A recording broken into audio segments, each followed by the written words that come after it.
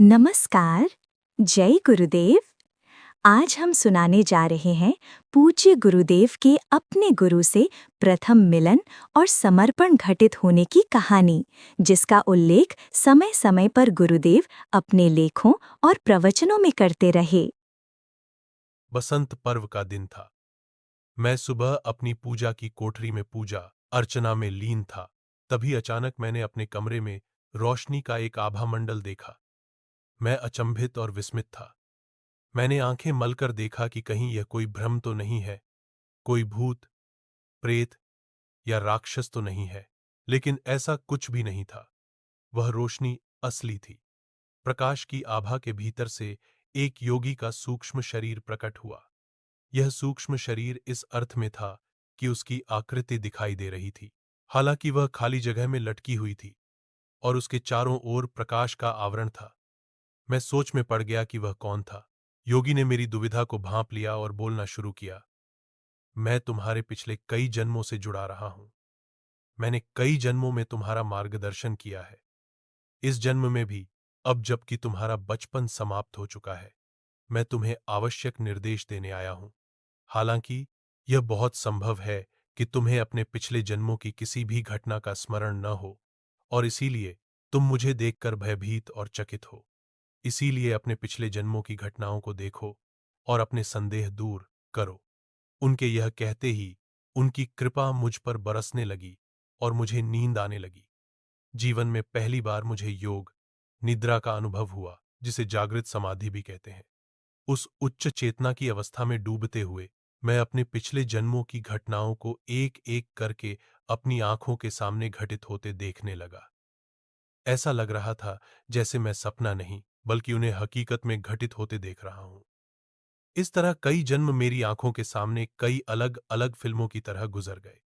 हालांकि उस दिव्य व्यक्तित्व की कृपा से अपने पिछले जन्मों को देखने के बाद भी मेरे मन में अभी भी कई सवाल घूम रहे थे। मैं सोचने लगा, इस दुनिया में आध्यात्मिक जिज्ञासु अक्सर किसी सद्गुरु की तलाश में भटकते रहते हैं और जब उन्हें कोई मिल जाता है तो वे खुद को बहुत भाग्यशाली समझते हैं। ऐसे प्रबुद्ध गुरुओं को पाकर कई लोग अक्सर अपनी सांसारिक इच्छाओं की पूर्ति के लिए उनसे वरदान मांगते हैं। लेकिन मेरा मामला बिल्कुल अलग था। मैं किसी गुरु की तलाश में नहीं था, न ही किसी इच्छा पूर्ति के लिए, न ही किसी और उद्देश्य से। दरअसल 8 साल की उम्र में ही मदन मोहन मालवीय जी ने मुझे गायत्री मंत्र की दीक्षा दे दी थी। इसीलिए किसी और को गुरु चुनने का सवाल ही वहीं खत्म हो गया था। मैंने किसी और से मिलने की कल्पना भी नहीं की थी। इसीलिए मेरे कमरे में इस योगी का अचानक आना मुझे बहुत परेशान करता रहा। ऐसी महान आत्मा की कृपा मुझ पर अचानक क्यों बरस पड़ी? क्या यह एक भ्रम था या शायद यह मुझ पर आने वाली किसी भयंकर विपत्ति का संकेत था? महान गुरु से पहली मुलाकात में मेरे मन में ऐसे ही भय और शंकाएं उठीं। हालांकि मुझे आश्चर्य हुआ कि गुरुदेव नाराज नहीं हुए और मेरी दुविधा समझ गए। उनके चेहरे का प्रसन्न भाव बता रहा था कि वे मेरी शंकाओं को समझते हैं। अतः बिना समय बर्बाद किए गुरुदेव ने अपने आगमन का कारण बताना शुरू किया। उन्होंने कहा, अपना समय और ऊर्जा खर्च करने से पहले दिव्य आत्माएं उस व्यक्ति की परीक्षा अवश्य लेती हैं जिसके साथ वे संबंध स्थापित करना चाहती हैं। वे किसी भी ऐसे व्यक्ति के सामने अनायास प्रकट नहीं होती जो भौतिक इच्छाओं और सांसारिक इच्छाओं की पूर्ति के लिए लालायित हो। कोई भी बुद्धिमान या समझदार व्यक्ति किसी की योग्यता और पात्रता पर विचार किए बिना उसके साथ गहरा संबंध स्थापित करने का प्रयास नहीं करेगा।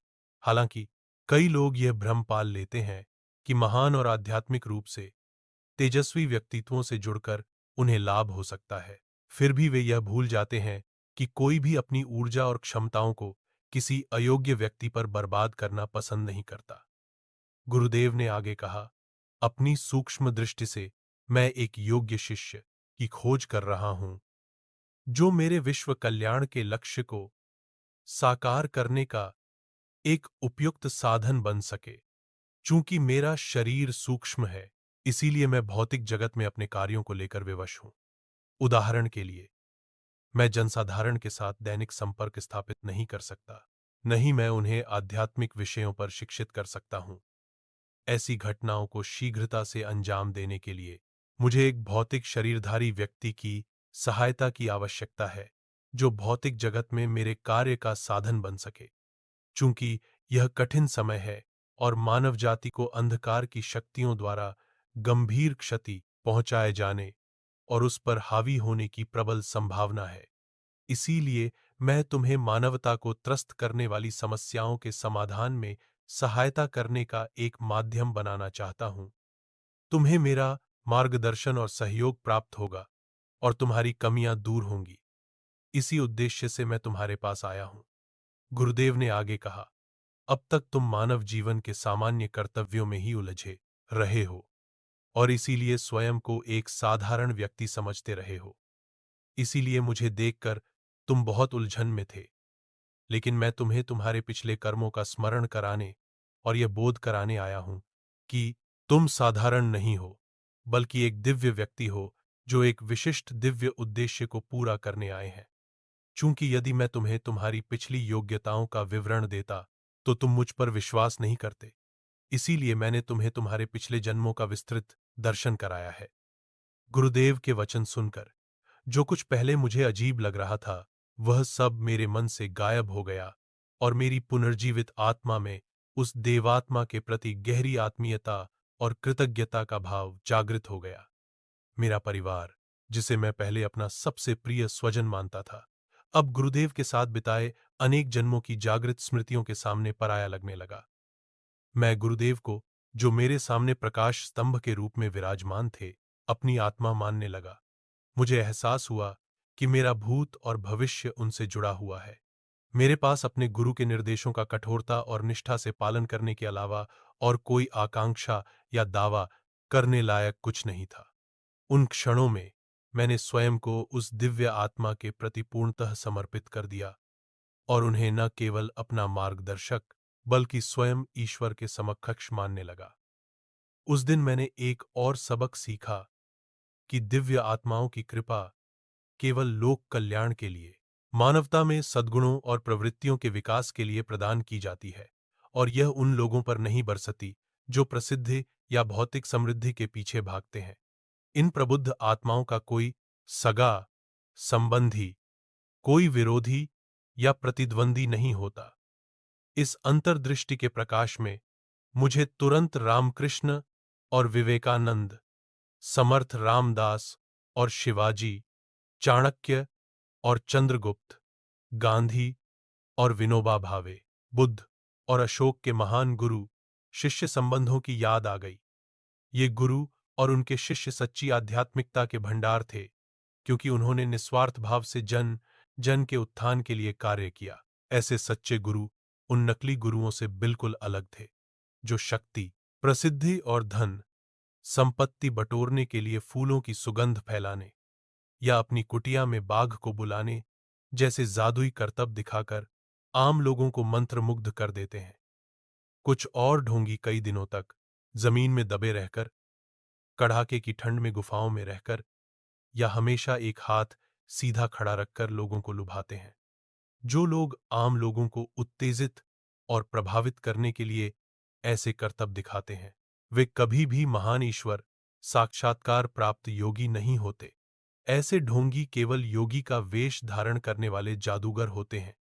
एक सच्चा योगी और उसके सच्चे शिष्य हमेशा प्राचीन ऋषियों द्वारा प्रतिपादित मार्ग पर चलते हैं, अर्थात अपना जीवन जनहित की सेवा में समर्पित करते हैं, जैसा कि कबीर, चैतन्य, समर्थ रामदास, रामकृष्ण परमहंस, विवेकानंद, दयानंद और कई अन्य लोगों ने किया था। ईश्वर केवल उनका नाम जपने वालों से कभी प्रसन्न नहीं होते। उन्हें पूजा, अर्चना और प्रसाद से खुशामद करने की आवश्यकता नहीं है। ईश्वर का नाम जप तभी सार्थक है जब व्यक्ति उनके उद्यान, इस ब्रह्मांड को संवारने और विकसित करने में लगा हो। ये विचार बसंत पर्व के उस शुभ दिन मेरे मन पर छाए रहे, जब मेरे गुरु अपने सूक्ष्म शरीर में मेरे सामने प्रकट हुए और मुझे सलाह दी कि आत्म विकास और आत्म सुधार के लिए आंतरिक प्रयास सार्वजनिक सेवा के कार्यों के साथ साथ होने चाहिए। उस दिन मैंने पूरे मन से, पूरी तरह से स्वयं को और अपनी आत्मा को समर्पित कर दिया और मन ही मन प्रतिज्ञा की, मैं जो कुछ भी हूं और जो कुछ भी मेरे पास है वह सब आपको समर्पित करता हूं। मैंने ईश्वर को नहीं देखा है, लेकिन आप मेरे ईश्वर हैं, क्योंकि आप मुझे मेरे सर्वोच्च कल्याण की ओर ले जा रहे हैं। मैं आपके द्वारा दिए गए निर्देशों के अनुसार अपने जीवन को स्पष्ट रूप से ढालूंगा।